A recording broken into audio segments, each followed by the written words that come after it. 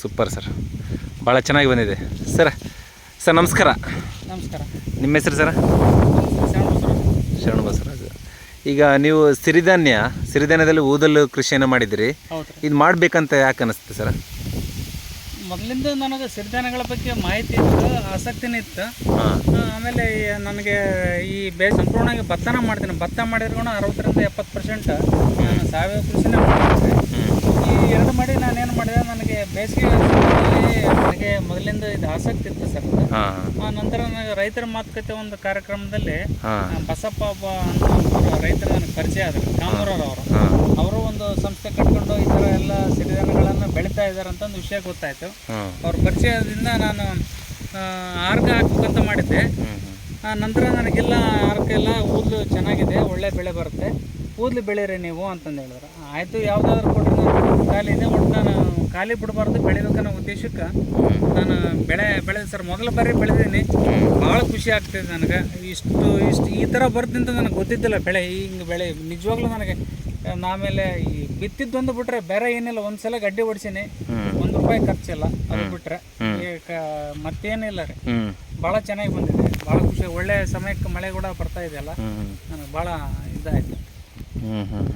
ಅಲ್ಲ, ಈಗ ನೀವು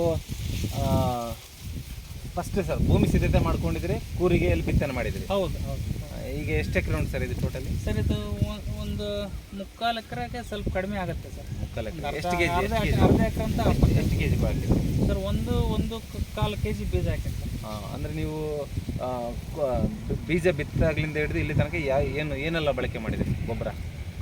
ಗೊಬ್ಬರ ಏನು ಹಾಕಿಲ್ಲ ಸರ್, ಏನು ಹಾಕಲಿಲ್ಲ ಇದುವರೆಗೂ? ಏನು ಹಾಕಿಲ್ಲ. ಬಿತ್ತನೆ ಮಾಡ್ಬೇಕಾದ್ರೆ ಬೀಜ ಭಾರಿ ಸಣ್ಣ ಕಾಳು ಇರುತ್ತಲ್ಲ ಸರ್, ಅದರ ಸಲುವಾಗಿ ಬೀಜಗಳ ಈಡಾಗೋದಿಲ್ಲ ಅನ್ನೋದಕ್ಕೋಸ್ಕರ ಅವರು ಇಲ್ಲ ರೀ, ಇದಕ್ಕೆ ಉಸುಗರ ಹಾಕ್ಬೇಕು, ಇಲ್ಲ DAP ಮಿಕ್ಸ್ ಮಾಡ್ಬೇಕು ಅಂತಂದ್ರೆ ಅವ್ರು ಬಿತ್ತಕ್ಕೆ ಬಂದ ರೈತರು. ಆಯ್ತಪ್ಪ, ಹಂಗಾರೆ DAPನ ಹಾಕ್ಬಿಡೋಣ ಅಂತ ನಾನು 2 ಕೆಜಿ DAP ತಂದಿದ್ದೆ ಸರ್. ಅದ್ರಾಗ ಒಂದು 100, 200, 300 ಗ್ರಾಮ್ನಷ್ಟು ಉಳಿಸಿದ್ರು. ಅದ್ರ ಭಾಳ ಹಾಕತ್ರಿ ಅಂತಂದು ಇಷ್ಟಂತ ಇದನ್ನು ಬಿತ್ತಿದ ಮೇಲೆ ಮತ್ತೊಂದು ತಿಂಗಳ ಬಿಟ್ಟು ಸರ ಒಂದು ಮಳೆ ಹತ್ರ ಇತ್ತು, ಅದಕ್ಕಿಂತ ಸ್ವಲ್ಪ ಕಡಿಮೆನೇ ಇತ್ತು. ಆವಾಗ ಮಳೆ ಆಯ್ತಲ್ಲ, ಅದಾಗಲಿ ಅನ್ನೋದಕ್ಕೆ ಕಸ ಇದ್ರ ಸಲುವಾಗಿ ಒಂದ್ಸಲ ಗಡ್ಡೆ ಹೊಡಿಸಿದ್ಬಿಟ್ರೆ ಮತ್ತೇನಿಲ್ಲ, ಕಳೆ ತೆಗ್ದಿಲ್ಲ. ಇಲ್ಲ. ಓ ನೋಡಿ, ಅದ್ಭುತ ನೋಡಿ ಸ್ನೇಹಿತರೆ. ಖಂಡಿತವಾಗಿ ಸಿರಿಧಾನ್ಯ ಅಂತ ಹೇಳಿದ್ರೆ ಕಡಿಮೆ ಖರ್ಚು, ಕಡಿಮೆ ವ್ಯಯ, ಕಡಿಮೆ ರಾಸಾಯನಿಕ ಗೊಬ್ಬರಗಳು ಬಳಕೆ ಮಾಡ್ಬೇಕಂತೇನಿಲ್ಲ. ಬೀಜ ಕೂಡ ಕಡಿಮೆ, ಕೇವಲ 1 ಎಕರೆಗೆ 3 kg ಅಷ್ಟು. ಒಂದ್ಸಲ ಬಿತ್ತನೆ ಬಿತ್ತಬೇಕಂದ್ರೆ ತುಂಬ ಆಳವಾಗಿ ಬಿತ್ತಲಿಕ್ಕಿಲ್ಲ. ಬಿತ್ತನೆ ಮಾಡಿ ಎಡೆಕುಂಟೆ ಸರ್ ಹೇಳಿದಾಗೆ ಎಡೆಕುಂಟೆ ಹೊಡೆದು ಒಂದ್ಸಲ ಕಳೆ ತೆಗೆದ್ರೆ ಆಯ್ತು. ನೋಡಿ, ಯಾವುದೇ ರಾಸಾಯನಿಕ ಗೊಬ್ಬರಗಳು, ಕೀಟನಾಶಕ ಆಗಲಿ, ಕೆಮಿಕಲ್ ಯಾವುದೂ ಹಾಕಿಲ್ಲ. ಎಷ್ಟು ಚೆನ್ನಾಗಿ ಹೊಲಸಾಗಿ ಬಂದಿದೆ. ಖಂಡಿತವಾಗಿ ಸಿರಿಧಾನ್ಯ ಬೆಳೆದರೆ ಕಡಿಮೆ ಖರ್ಚು, ರೈತನಿಗೆ ಕಡಿಮೆ ಖರ್ಚುಗಳಾದಷ್ಟು ರೈತನಿಗೆ ಲಾಭ. ಸೊ ಹಾಗಾಗಿ ಸಿರಿಧಾನ್ಯಗಳನ್ನು ಬೆಳಿಬೇಕು. ಕಂಪ್ನಿ ಒಂದು ಇದು ಬರುತ್ತೆ ಸರ್, ಸಾಗರಿಕಾ ಅಂತಂದು, ಲಿಕ್ವಿಡ್. ಅದು ಆರ್ಗ್ಯಾನಿಕ್, ಅದು ಸಮುದ್ರ ಪಾಚಿಯಿಂದ ಮಾಡ್ತಾರಂತ. ಅದನ್ನ ಸ್ಪ್ರೇ ಮಾಡೋಣ ಅಂತಂದು ಅದನ್ನ ಮತ್ತು ಇವರು 2 ಸ್ಪ್ರೇ ಮಾಡೋಣ. ಬೆಳ್ಳಗಾಗ್ತಾ ಇದೆ, ಗ್ರೀನ್ ಕಡಿಮೆ ಆಗ್ತಿದೆ, ಸ್ವಲ್ಪ ಸತು ಕಡಿಮೆ ಆಗಿದೆ ಅಂತ ಮಾಡೋಣ ಅಂತ ಇದ್ದೆ. ಕಂಟಿನ್ಯೂ ಮಳೆ ಆಗೋದಕ್ಕೆ ಅದನ್ನ ಒಡೆಯ ಕೂಡ ನನಗಾಗಲಿಲ್ಲ. ಈ ಹೈಟ್ ಬಂದಾದ್ಮೇಲೆ ಇನ್ನು ಏನೂ ಮಾಡೋಕ್ಕಾಗಲ್ಲ ಸರ್, ಮುಗೀತು. ಇನ್ನು ಬೆಳೆ ಬರುತ್ತೆ, ಇನ್ನೊಂದು 20-25 ಡೇಸಿಗೆ ಬರುತ್ತೆ ಅನಿಸುತ್ತೆ ನನಗೆ.